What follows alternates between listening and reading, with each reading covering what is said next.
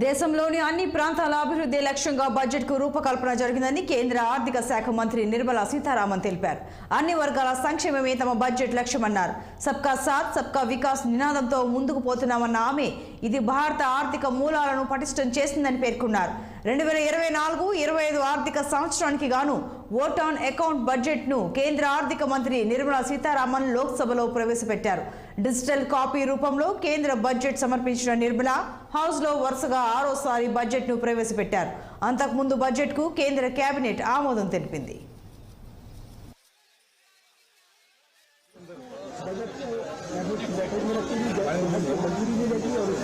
ఇక ఉదయం 11 గంటలకు లోక్సభకు చేరుకున్న నిర్మలా సీతారామన్ కేంద్ర పద్దును ప్రవేశపెట్టి గంట పాటు సుదీర్ఘ ప్రసంగం చేశారు. గత 10 ఏళ్లలో అద్భుత పథకాలు తీసుకొచ్చామని, నూతన సంస్కరణలతో కొత్త పారిశ్రామికవేత్తలు పుట్టుకొచ్చారని నిర్మల అభిప్రాయపడ్డారు. దేశ ఆర్థిక వ్యవస్థకు కొత్త దిశ ఏర్పడిందని, సమ్మిళిత సంతులిత ఆర్థిక విధానాలతో చిట్ట చివరి వ్యక్తికి ప్రగతి ఫలాలు అందాయన్నారు. పేదలు, మహిళలు, యువత, అన్నదాతలను శక్తివంతం చేశామన్నారు ఆమె. కుల మత ఆర్థిక భేదాలు లేకుండా అన్ని వర్గాలకు సమాన అవకాశాలు కల్పించామని, 2047 నాటికి అసమానత, పేదరికం కనపడకుండా చేయాలన్నదే లక్ష్యంగా సాగుతున్నామని ప్రకటించారు.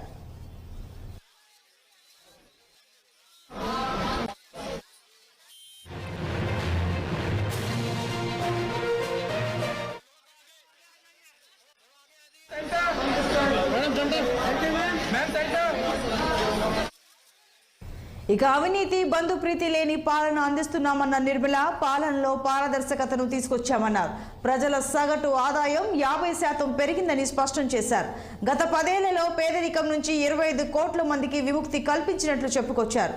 గ్రామీణ ప్రజల ఆర్థిక వికాసం సాధ్యమవుతోందని, 2,20,00,000 మందికి పూచీకత్తు లేని రుణాలు అందించినట్లు వివరించారు. అలాగే 4 కోట్ల మంది రైతులకు రైతు బీమా అందిస్తున్నామని, startup India, startup credit guarantee యువతకు ఉద్యోగాలు కల్పిస్తోందని తెలిపారు.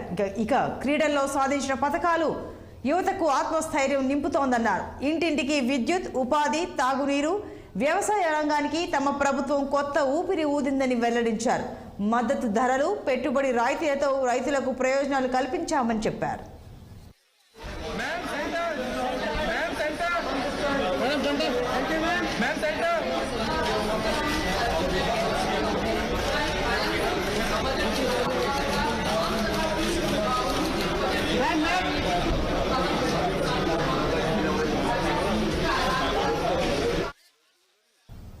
ఉద్యోగులు, వేతన జీవులకు మోడీ సర్కార్ ఓట్ ఆన్ బడ్జెట్ ఊరటనిచ్చింది. ఈ మేరకు ఆదాయ పన్ను చెల్లింపుదారులకు గుడ్ న్యూస్ చెప్పింది. కొత్త ట్యాక్స్ విధానం ప్రవేశపెట్టిన కేంద్రం 7 లక్షల వరకు ఎలాంటి ట్యాక్స్ ఉండదని స్పష్టం చేసింది.